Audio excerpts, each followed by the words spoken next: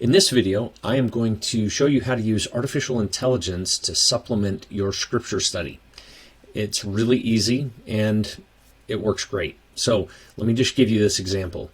This morning I was led to read in Ezekiel 44. And in this particular section, the Lord, through Ezekiel, mentions that the Levites are gone away from me. Israel went astray when they offered sacrifices to idols. Yet, in a future day, they shall be ministers in my sanctuary, having charge at the gates. They shall slay the burnt offering and the sacrifice for the people and minister unto them. So there's this apostasy that took place, and there's going to be a restoration, Ezekiel's telling us, that will again allow the Levites to operate in the temple in a manner that's holy and sacrificing to the Lord. Well, I came down here to verse 17 as I was reading this, and it says, when they enter into the gates of the inner court, they shall be clothed with linen garments, and no wool shall come upon them, whilst they minister in the gates of the inner court and within. And I opened up my notes here, and I had previously written, why no wool?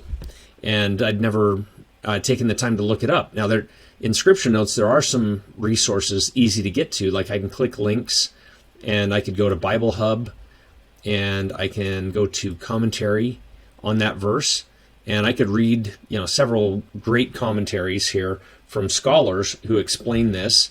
But I just thought, well, I'll just use the AI assistant and see what Daniel says as I'm researching this.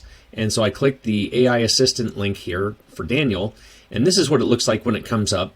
You can ask some prompt questions that we've programmed here, like some preset ones. What's the historical context or the doctrinal context of this verse? Or what other scriptures and ancient texts can you cross-reference to support this verse? So those are a few things. But I asked a question down here in the freeform box. And the question I asked was, why were the priests to wear no wool? Okay, so it knows, the AI assistant knows that you're asking a question about this verse. When it's submitted. We're going to add some other features here, so you can always ask general questions, not about the verse, but we're going to make it more obvious to do that in the near future. So I asked the question, and the response I got was really good. It says in this particular verse, it's instructed the priests must not wear wool when they enter into the inner court, rather they should wear linen garments. This directive has several significant meanings, both practically and symbolically. So the first one it talked about is heat and purity. Wool can cause the body to sweat, especially in a hot environment. And imagine sacrificing in the temple. You've got like flames coming up for your burnt offerings. That would get pretty hot. So wearing linen, which is lighter and allows the skin to breathe more easily, would help the priests remain clean and avoid sweating, which is often associated with impurity in the context of performing sacred rituals. Now, I hadn't thought about that before, but interestingly, as you go down here in this chapter, it does talk about setting aside wool garments, and here's the symbolism of materials. Linen is traditionally seen as a symbol of righteousness and purity in ancient texts. By wearing linen, the priests set themselves apart from ordinary activities and materials, reflecting their sacred duty and the holiness of their service. So set aside your common clothes and put on something a little bit more costly, a little bit more fine, and perform the rituals in sacred clothing. Number 3 here, separation from ordinary life. This distinction between wool and linen can be viewed as the symbolic separation between the ordinary and sacred. In their service, priests are to avoid any commonplace or profane influence represented by everyday materials like wool. And number 4, this is where we're going to dive a little deeper, compliance with Mosaic law. There's also a connection to the Mosaic law that forbids mixing materials, specifically wool and linen, known as shatnez. And it gives 2 references here to Leviticus and Deuteronomy. This prohibition can symbolize the importance of not mixing holiness with commonality.